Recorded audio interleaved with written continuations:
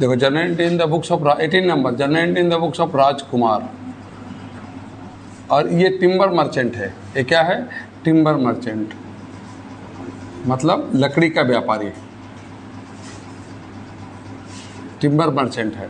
तो इसका मतलब लकड़ी, अगर इसके लिए गुड्स है, लकड़ी, जब भी ये लकड़ी का कोई सामान फर्नीचर वगैरह खरीदेगा तो इसका परचेज अकाउंट डेबिट होगा। इसके लिए फर्नीचर एसेट्स नहीं हुआ, फर्नीचर इसके लिए गुड्स हो गया।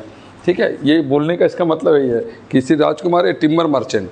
तो देखिए, पहला लिखा है कि परचेज टिम्बर, परचेज टिम्बर, पहला फर्स्ट नंबर में लिखा है, सीरियल नंबर में, purchase timber from Kuldeep for cash 2000 and credit 10,000। Kuldeep से उसने टिम्बर खरीदा। टिम्बर माने गुड्स हो गया इसके लिए, क्योंकि टिम्बर मर्चेंट है।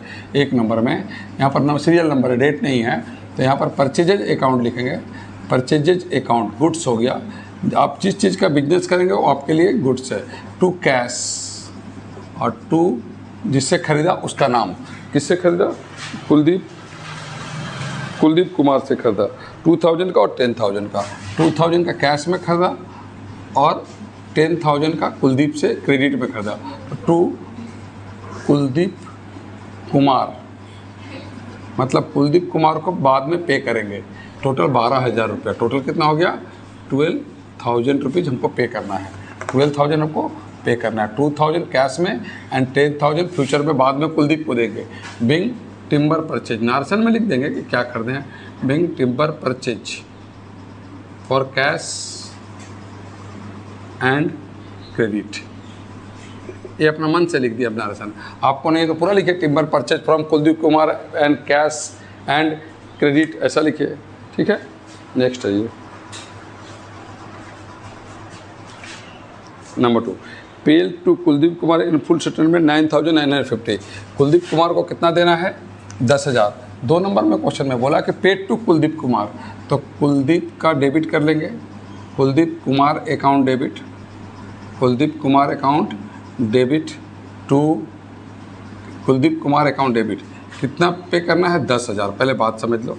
टू थ्रू चेक या थ्रू बैंक कैश, यहाँ पर कुछ नहीं लिखा है, थ्रू चेक नहीं लिखा है, इसका मतलब कैश में पेमेंट हुआ। यहाँ पर to cash account, Kuldeep Kumar account debit to cash.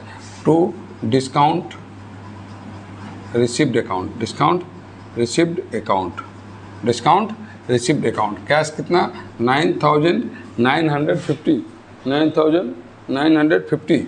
तो इसका मतलब हो गया 50 रुपीज़ डिस्काउंट का हो गया। Discount receipt being paid to Kuldeep Kumar, paid to Kuldeep Kumar and discount receipt, discount receipt, ऐसे लिख सकते हैं। फिर 3 नंबर में आइए। 3 नंबर में लिखा हुआ है कि paid rent advance, advance rent पे करेंगे जब किसी को देना बाकी है तो आउटस्टैंडिंग लायबिलिटी है, और एडवांस में अगर किसी को पे कर रहे हैं तो प्रीपेड उसको बोलते हैं। प्रीपेड रेंट अकाउंट डेबिट,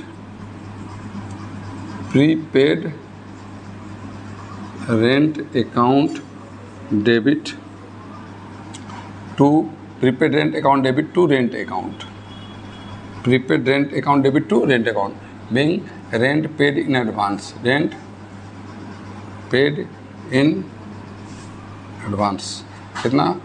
कितना रुपया रेंट पे किए एडवांस में? Prepaid rent account debit to 10,000, यहाँ पर हम लिखेंगे 10,000।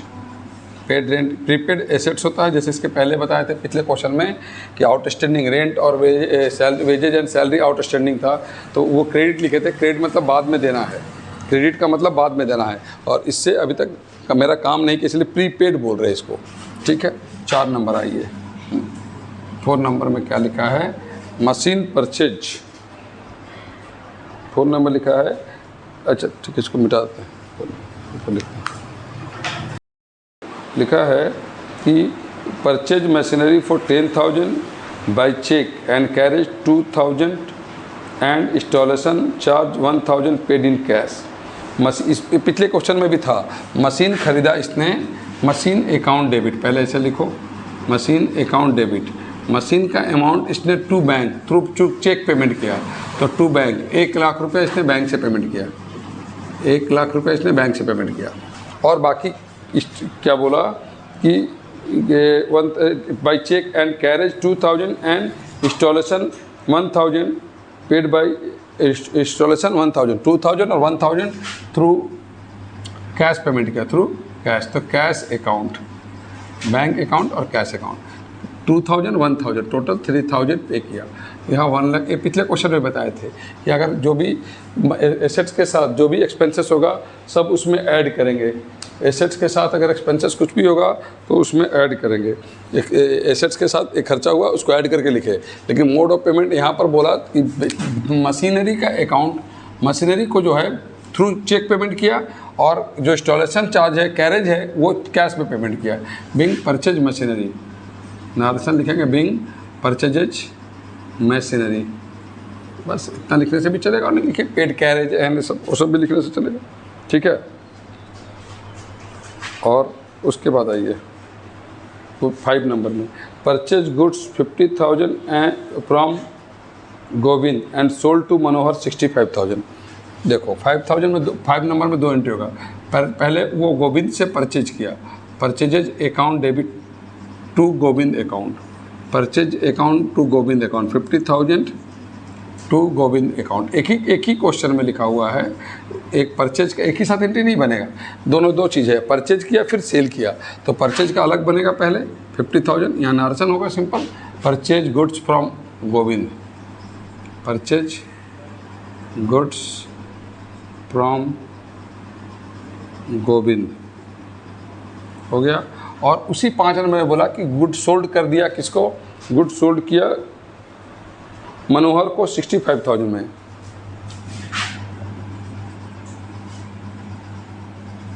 मनोहर account debit to sales account, Manohar account debit to sales account. देखिए परचेज टू गोविंद, जब हमने गुड्स परचेज किया तो गुड्स आया और गोविंद को बाद में पैसा देंगे। मनोहर को जब हम सेल कर रहे हैं 65,000 में, ये जो 15,000 प्रॉफिट दिख रहा है उसका कुछ एंट्री मत कर देना। सेल्स मतलब उसमें प्रॉफिट इंक्लूड है। To sold goods to Manohar, sold good to Manohar. देखो यार, ये जो बहुत बच्चा क्या करता है, डिफरेंस सोचने लगता है। नहीं, तुमको परचेज और सेल का एंट्री करना है, प्रॉफिट का एंट्री नहीं करना है। तो यहाँ पर परचेज कैश में किया, परचेज गोविंद से किया क्रेडिट में, इसको बाद में देंगे। पर्सनल अकाउंट, कोई भी नाम personal account, debit the receiver credit the giver, इससे लेना है इसलिए इसका नाम डेबिट में है, इसको देना है इसीलिए नाम इसका क्रेडिट में है। मनोहर HR मनोहर। तो क्या बोलते हैं, purchase account debit to Govind account Manohar. इसको परचेज किए तो बाद में पैसा देंगे और सेल किए तो बाद में इससे पैसा लेंगे, इसीलिए इसका नाम डेबिट किए। खत्म हो गया। चलिए